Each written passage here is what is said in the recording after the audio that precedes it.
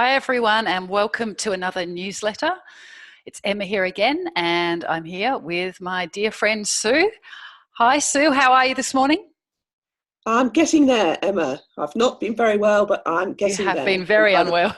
Yeah, that cough's Yes, by clearing the up. time, by the time the newsletter goes out, um, hopefully I should be fully recovered. Thank you so much. And you, how's things going? Yes, I had a little period of feeling a bit tired. I think just the year being so busy, I took a bit of a rest, and I'm feeling much better for these final weeks of the year Yeah, and of the school term and everything that's yeah. going on. So Yes, I'm aware of those words you used. Take a rest. In November, Emma, are you not in the fraught build up to Christmas? and that's exactly what we're talking about today, Christmas and how we can get caught up in it. And actually, Yeah, Sue, no, I did some tapping on this a few years ago, and my approach to Christmas is very different to what it used to be. I used yeah, to be one of those yeah, people that sort of started in September buying gifts for everyone, next door neighbours, my parents' next door neighbours, yeah. and I've Yeah, let go of a lot of that, and things are much simpler these days. yeah, I couldn't agree with you more. I'm aware that we're at the end of, getting towards the end of November, and I really do not feel stressed about what's going on because I don't know about you in Australia, but here in the UK, every last advert on the television is about Christmas food and the latest game and bigger and better and the time of indulgence. And I'm thinking, we don't need to do that. We don't need to do that to be happy.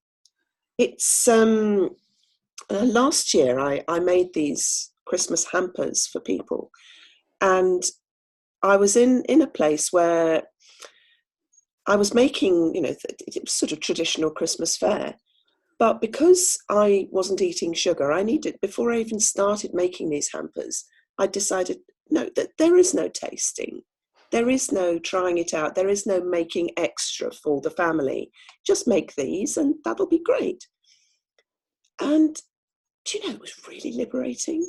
It was really liberating. So I could do the creative thing and make exactly the right quantity and not make the extra, make the extra, make the extra, so that my freezer was groaning and my fridge was groaning and the cupboards were groaning with all this lovely stuff. There is still mincemeat from last year, I have to say, but I didn't touch any of it.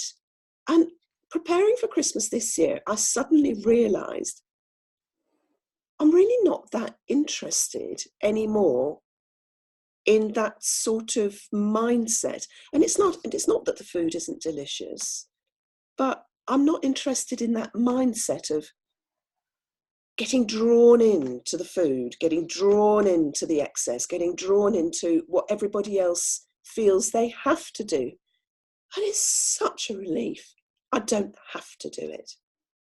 So I Yeah, it's certainly a softer and gentler philosophy, isn't it? It's for me, it's been a an easier way to live, an easier way to mm, approach the season. To yeah, yeah, not having the panicking.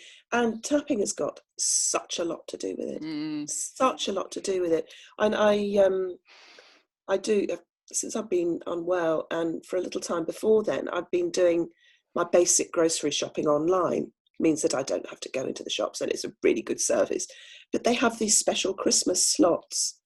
And in the past, I would have said, oh, I must be first on the Christmas slot. But oh, I don't.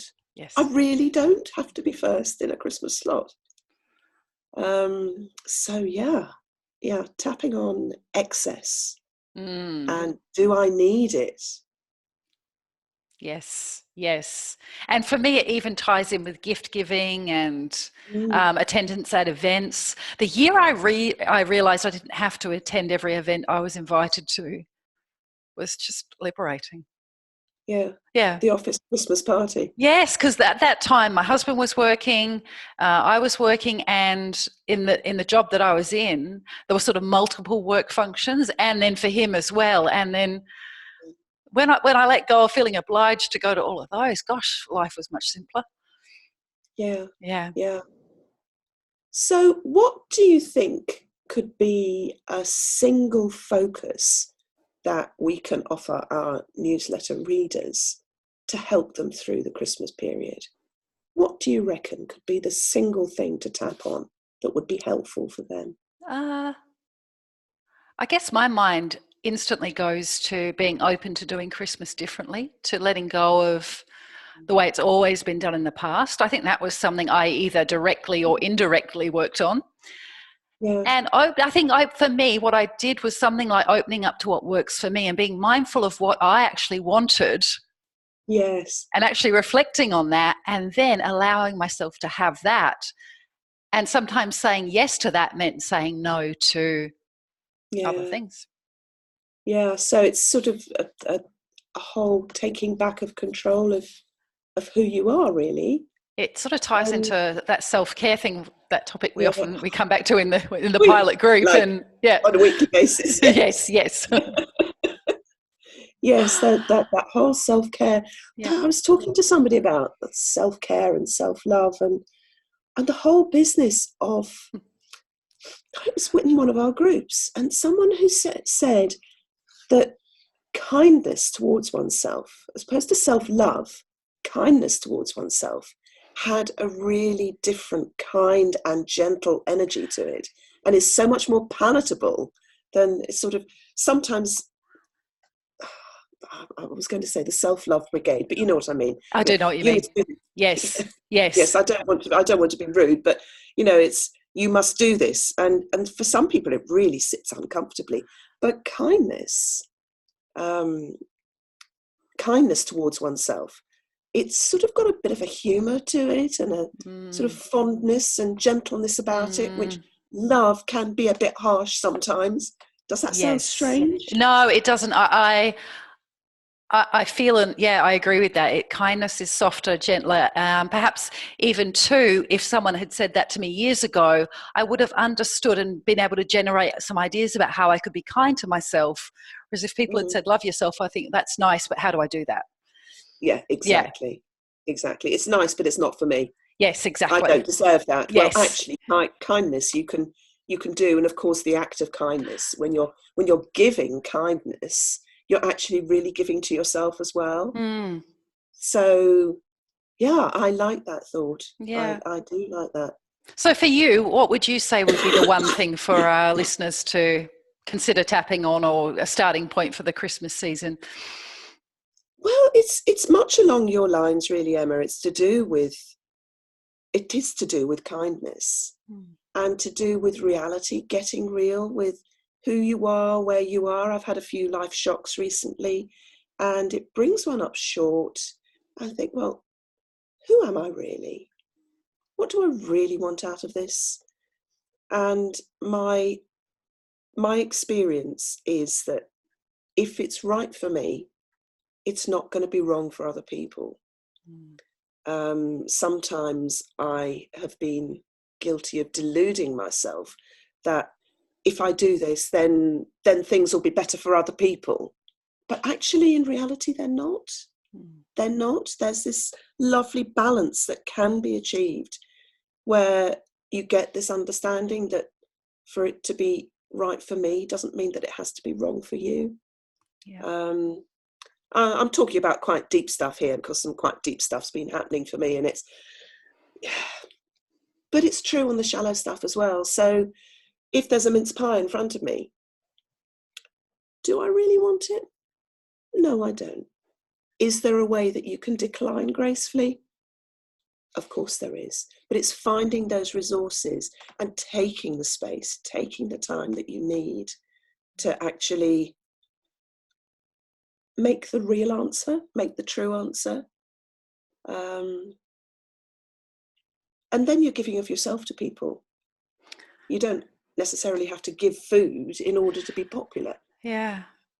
I did. There's a mindfulness course that runs in Australia. It's called Open Ground. And I've done it twice. I did it in 2012 and then in 2014, 15. And the second time I did it, it finished up just before Christmas. And so it was 8 or 10 weeks of, real sort of 3 to 4 hours of an evening mindfulness practice. Wow. And I remember at the time reflecting on this whole sort of notion of coming home for the holidays, all the holiday movies that are about people in airports on Christmas Eve. And it struck me that for me, it was more about coming home to myself. It was more about taking some time to center, to feel what I really wanted or needed, to not get caught up in unrealistic expectations or just the way things have always been done. Oh, that's right. And it reminds me, because I mean, there is a lovely anticipation and that sense of excitement, but to be grounded in reality in the middle of all that. I mean, it is great to see people, but the old chestnut, sorry about the pun, but the old chestnut of, oh, it's great to be around the family and all these fantasized dinner parties and how the children all behave and everyone's so good looking, Sue. Have you noticed everyone's so good looking on those? They're all like models. I know, and it is complete fantasy. Now, family to me is one of the very, very most important things, but family in its reality, and that's taking the rough with the smooth, and it's the scraped knees and the horrible cold and Aunt Ethel losing her marbles and all the rest of it, and all the ugly bits don't have to be ugly. It's all part of reality, and I think we do reality a disservice by sort of exaggerating it and making it all something too good to be true. Yeah, because it is too good to be true, and of course we're going to be let down because the turkey will burn, the oven will go off, the pipes will freeze, or not in your neck of the woods, but that sort of we'll get boiling water out of our cold tap. The sun heats the pipes. Yeah. So really, to sum up, I guess, getting back to being real and being my best self for myself and for others over a festive period, which of course has got lovely things in it, but being real. No, to summarize for myself, along those lines, coming back to myself, and at this time of year, particularly on Christmas, having some quiet time.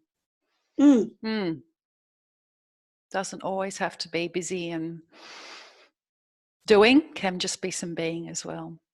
Yeah, absolutely. Be yourselves, people. That's right. Before we finish, I'd just like to remind everyone that the early bird for the February Light Life Living course is still running. So that expires on the 31st, so on New Year's. So you can still get that discount, which is about 80 Australian dollars. What's that in English pounds, Sue? I put you on the spot there. £50.